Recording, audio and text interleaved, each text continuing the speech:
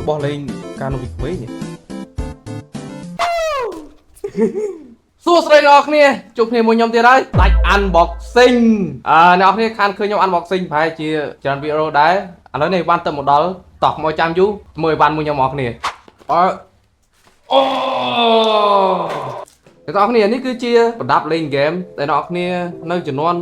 ក្មេង2005 2004អីប្រហែលជាស្គាល់អាហ្គេមហ្នឹងហើយអញ្ចឹងខ្ញុំអូសមើលទៅឃើញវាទំនងពេកក៏ទិញមកលេងម្ដងទៀតតោះយើងទៅមើលគុណភាពវាអ្នកនរគ្នាបានឃើញហើយគឺចេញមកវាមានបែបនេះ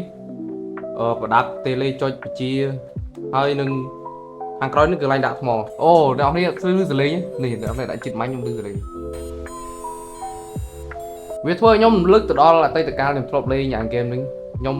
មួយបងខ្ញុំគឺទៅដល់គ្នាវាយគ្នាបែកក្បាលរសារតែហ្គេមមួយនេះអាទូរស័ព្ទមួយនេះតោះឥឡូវគឺខ្ញុំចុចបើកនេះប៊ូតុងបើកវាកន្លែងនេះចុចបើកមួយទៅចុចអីទៀតទេអូនេះអូងឹតហ៎មើលឃើញទេស្បែកខ្ញុំមើលខ្លួនឯងផ្ទាល់ក៏ងឹតដែរឈប់ជំរុំវិធីទៅអានេះតយើងដាក់អញ្ចឹងបានវាមើលឃើញហ៎លោជាង private screen ទៀតវិញអូដឹងលេងវិញខ្ញុំភ្លេចអស់ហើយដាក់ហ្គេមនេះលេងមិនទេអូអានេះកន្លែងដូរហ្គេមនេះគេ